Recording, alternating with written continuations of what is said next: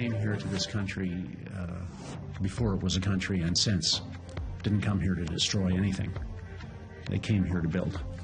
Tonight, the Premier of Manitoba has some harsh words for whoever tore down the statues of Queen Victoria and Queen Elizabeth II.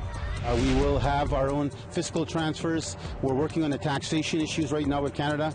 We're working on this next phase, which is the treaty, which goes into Parliament. Is it a massive transfer of power? The new deal with Ottawa has the Manitoba Metis Federation president saying, yes, it is. 20 years ago, they wouldn't care. They'd say, who cares? Some dumb Indian sitting for, an anthem. Who cares? And Kanien'kehá, a journalist, refuses to stand for O Canada at a Stanley Cup playoff game.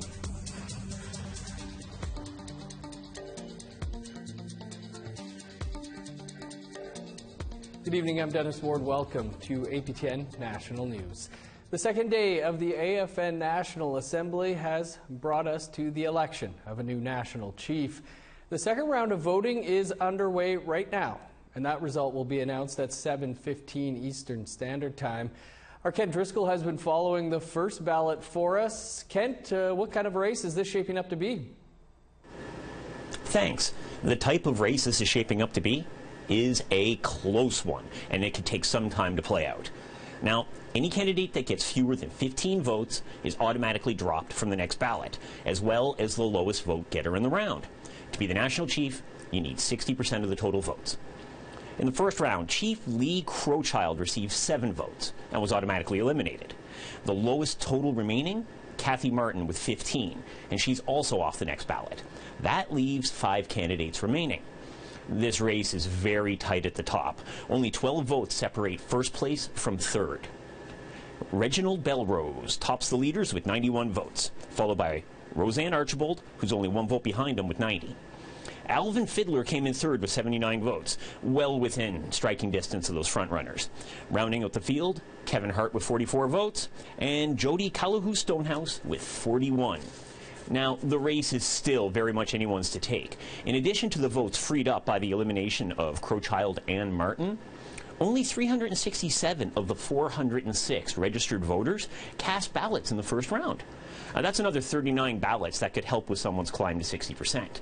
Like you said, second ballot results will be announced at 7:15 Eastern this evening, and if more ballots are needed, the candidates have unanimously agreed to have a third ballot this evening if required, which means we may know the result of tonight's Stanley Cup Finals game before we know who the new national chief is. Back to you in Winnipeg. Thanks, Kent, and we'll be with you here for the results tonight as well. More on that later. Meanwhile, 2 fires that were recently set in Alberta churches have been condemned by the Alberta Premier and the Mayor of Calgary. Now the Alberta AFN regional chief says she understands why churches might be targets, but that the arson must stop. APTN's Chris Stewart has more.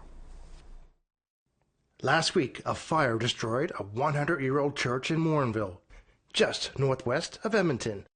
The St. Baptiste Catholic Church was built in 1907. Investigators say arson is suspected.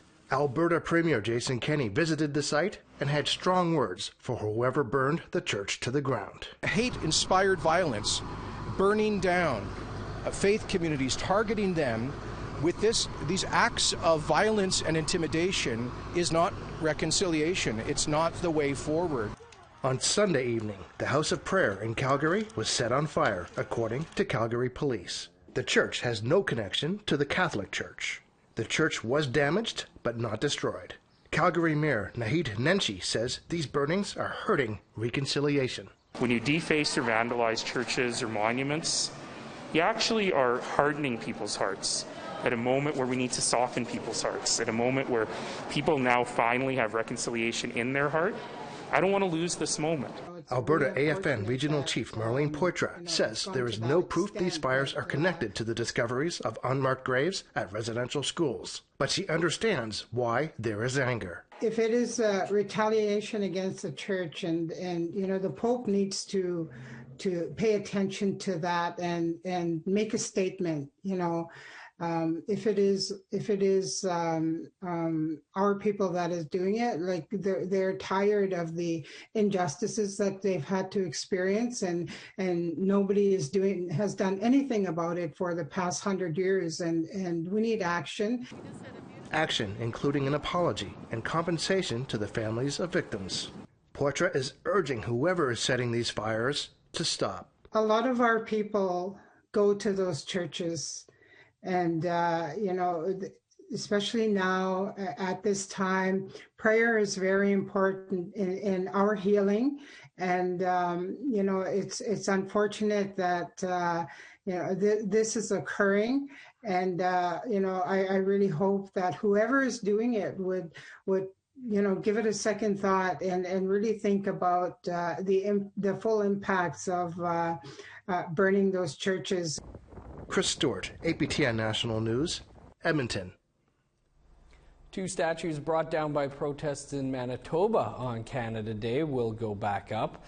Premier Brian Pallister made the announcement today, drawing fire from the Indigenous community. Michelle Karlinzig has more. Protests took down 2 Queen statues at the Manitoba Legislative on Canada Day, and Queen Victoria lost her head. In the aftermath, 9 Conservative MPs wrote this letter to Premier Brian Pallister, calling on him to restore the statues and expressing shock and dismay at what they call vandalism. This morning, Pallister answered those calls. Tearing down is a lot simpler than building up. But building up is what we have to dedicate ourselves to.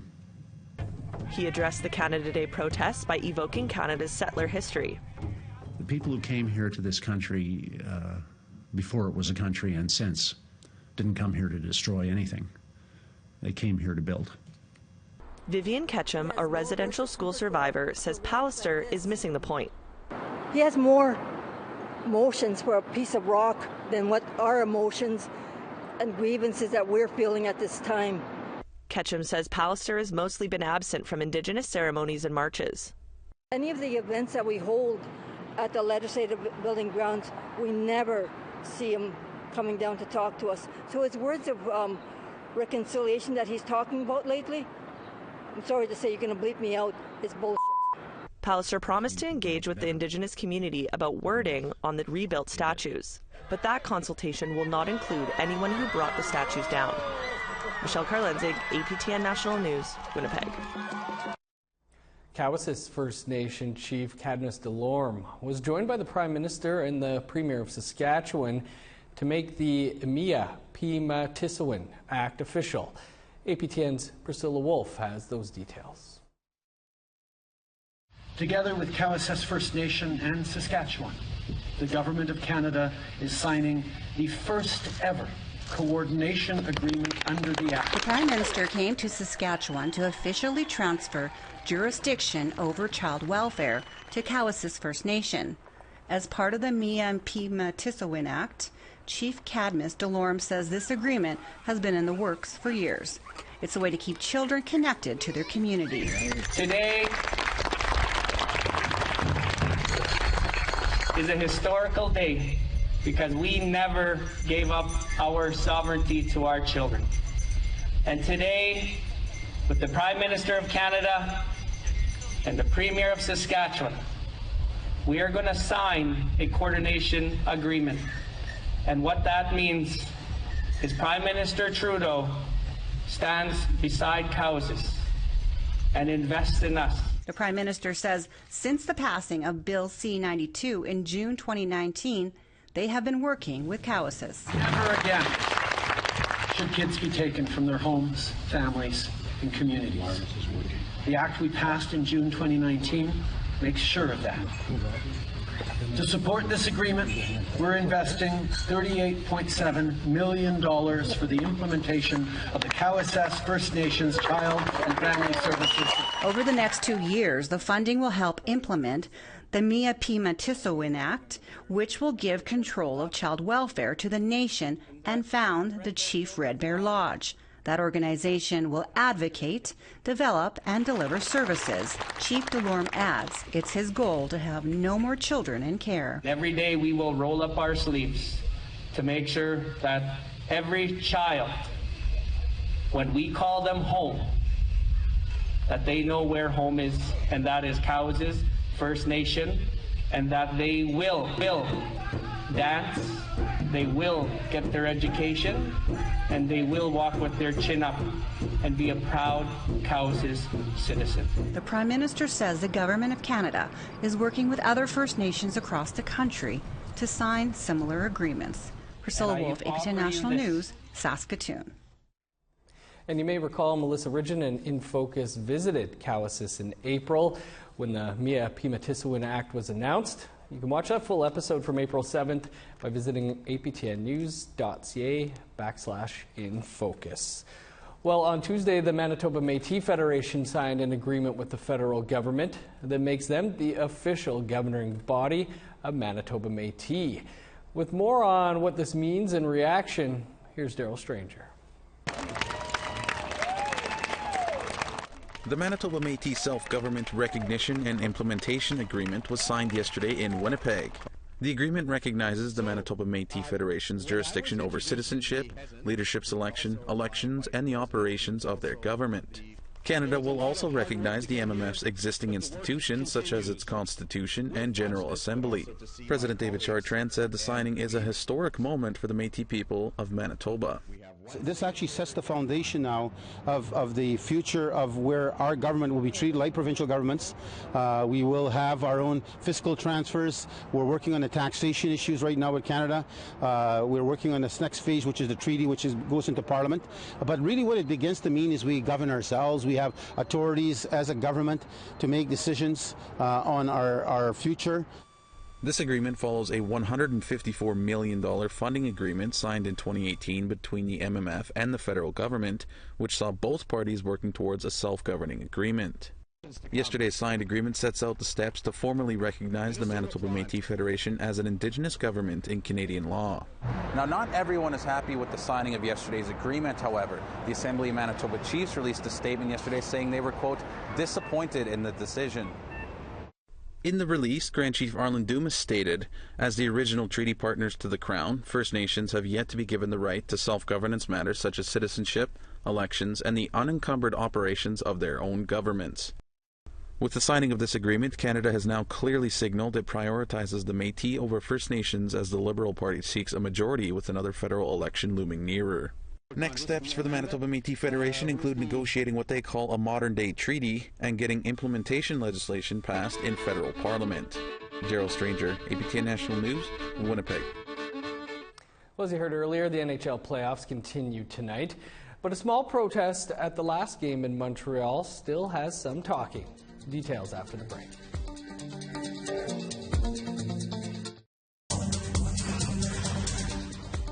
Welcome back. A 12-year-old Mi'kmaq youth ended his 6-day walk, traveling almost 200 kilometers. His goal was to educate about residential schools and survivors. And as Angel Moore reports, it also turned into a journey of healing. Landon Toney breaks through the finish line in his community of Annapolis Valley First Nation, ending his journey of awareness. Yes, very worth it. The walk, everything. Just the reaction of the people when I got here, it was awesome. A hero's welcome for a 12-year-old who ended his 6-day walk. Chief Gerald Toney hosted the event. Hey, our future leader here. Leaders and community members greeted Landon. Lorraine Whitman says the youth will help us heal. Our youth are so important. We need to listen to them. And this little warrior is exactly showing what we need to do as a whole country. Landon's walk started in his hometown, Bible Hill, Nova Scotia, almost 200 kilometers over 6 days. Landon's mom, Marcia McLennan, walked with him during that time and says people are starting to heal. People are questioning and people are looking up residential schools and people are talking to their kids and I think Landon accomplished what he wanted. And Landon's great-grandmother was a survivor. The walk started near the site of the former Shubenacadie Residential School, where a search is currently underway for unmarked graves. When I heard about all of the numbers going up for all of the graves that they found for all of the residential schools, that just made me mad, so I wanted to show my anger by doing the walk. Supporters joined along the way. The last day, about 100 people walked in the soaring heat, taking breaks to cool off. Nan Smith, a retired teacher, brought snacks for Landon. Usually the teachers are adults, and this time Landon is the teacher, and he's reaching out to all kinds of children who he's going to be a role model. He's going to be talked about for a long time. Even Prime Minister Justin Trudeau offered support, tweeting, "Know that you're making a difference, and people across the country are with you every step of the way." Landon says this is just the beginning. I'm going to be doing a bigger walk every single year on Canada Day. Sooner I'm going to work my way up to cross over Canada. A GoFundMe page has raised over $36,000. A committee of 6 people will determine where help is needed most. Angel Moore, APTN National News, Annapolis Valley First Nation. Awesome job, Landon. The Montreal Canadiens are a huge passion for many Indigenous people in Quebec. But when Steve Bonspiel and Onawa Jacobs got tickets to attend Game 4 of the Stanley Cup final, they decided to do more than just cheer for their favorite team. They took the opportunity to make a statement. Here's a story by Shushan Bacon, read by Tom Fenario. Steve Bonspiel and his wife Onawa are huge Montreal Canadiens fans. But while they were attending Game 4 of the Stanley Cup final to cheer on their favorite team, they remained silent and sat for the national anthem. We need to talk about what is wrong in this country, what can be fixed, respect for Indigenous peoples. Following the discovery of hundreds of unmarked graves across the country near residential schools, the Mohawk couple hopes their action will advance the ongoing conversation of how Indigenous people are treated in Canada. Bonspiel is the editor-publisher of the award-winning Ganawage newspaper, The Eastern Door. As a journalist, he is pleased with how mainstream media is reacting to his protest. On Sportsnet, and all of a sudden all these media were interested, which I think is amazing, because if this was 20 years ago, they wouldn't care. They'd say, who cares? Some dumb Indian sitting for an anthem. Who cares? But now people want to have that conversation more because they understand more. During their protest, they brandished an eagle feather. It was lent to them by a friend who was a residential school survivor. So I felt that I was carrying him with me, but I was also carrying residential school survivors and people who never came home. And from the reaction we got when we posted the Facebook Live, and we posted a photo before, I think people really were more touched this time around. Bonspiel adds that not all of the reactions on social media were positive. Nonetheless, he is happy that he used this platform to show his resistance to colonization and to show solidarity to residential school survivors in front of his favorite team.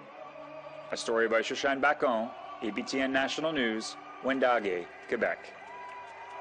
To the pandemic now, and new numbers from Indigenous Services Canada say more than 640,000 shots of the COVID-19 vaccine have been given out in communities across the country.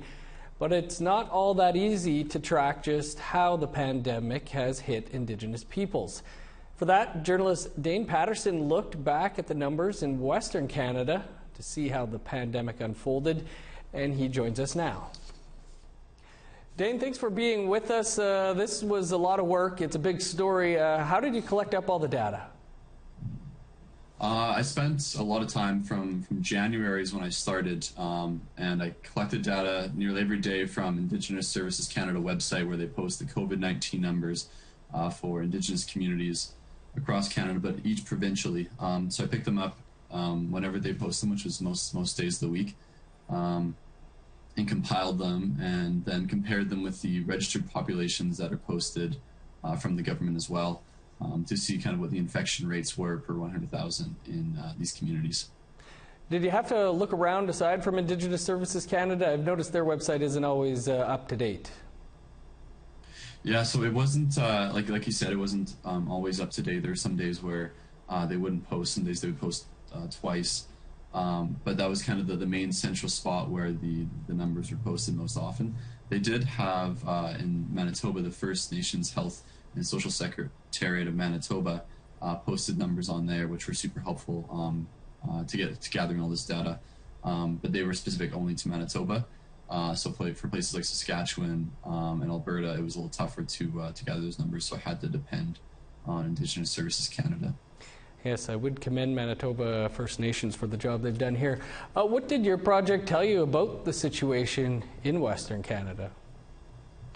So like I said, I started in January, but I was actually curious in December. So when I looked in December, I did some quick calculations, and I immediately noticed that the case numbers for the population per capita were much higher in First Nation communities. So I looked at those numbers over the long term, and that's exactly what the number said, is that per 100,000 people, so per the population, the case rates for COVID-19 were much higher in First Nation communities on reserves. But also within the city, in the article that I wrote in Winnipeg, rather, they have the COVID-19 rates posted, as well as the population for Indigenous people in the city. And so it said that in general, the kind of ratio between COVID-19 and Indigenous people was higher than the general population. Well, Dane, we'll have to leave it there, but I would encourage everybody to go over to our website, check out the story. It's a massive story with a lot of work into it. Thanks for being with us here today to speak about it. Thanks, Dennis. Time for one more quick break, but stick around. There's more to come.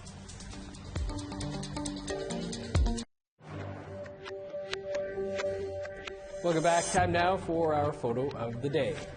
Following yesterday's triple lightning photo, Tammy Weasel Moccasin sent us this triple TP photo with a flash of lightning from Kanien'kehá First Nation in Alberta. Great shot. Send your photos to share at aptn.ca for the chance to be our next photo of the day. Now let's take a look at tomorrow's weather forecast. Starting on the East Coast, 16 for St. John's, 21 in Charlottetown. 17 with showers in Kuujjuaq, 15 and sunny for Nain. 19 with rain in Montreal, sun's out, and 19 in Chibougamau. 19 with showers for Sault Ste. Marie, rain, and 17 for North Bay. 22 in Thunder Bay, sunny skies, and 25 for Sioux Lookout. 16 in Churchill, 24 for God's Lake. 27 under sunny skies in Winnipeg and Gimli. 26 and rain in Dauphin. Showers and 24 for Regina. 26 and rain for Saskatoon and North Battleford. 29 in Uranium City. 31 for Stony Rapids. In Northern Alberta, 32 for Peace River and Grand Prairie. 33 in Fort McMurray. 30 with showers in Edmonton. 25 and rain for Lethbridge. 23 in Vancouver. 21 for Victoria. 30 in Prince George, 28 for Smithers. Sunny and 20 in Old Crow, 18 for Whitehorse. Showers and 28 for Yellowknife, 26 with rain in Wrigley. Rain and 13 for Sax Harbor, showers, 14 in Paulatuk. 19 in Chesterfield, 13 for Cambridge Bay. 11 in Resolute and Arctic Bay. Well, that's all the time we have for your APTN National News for this Wednesday. For news anytime, you can visit our website, aptnnews.ca. That's where you can also watch live results of the AFN National Chief Election. The next round of results are expected at 7:15 Eastern Time. We'll be back here with those results at 8 p.m. Eastern Time. I'm Dennis Ward. Have a great night.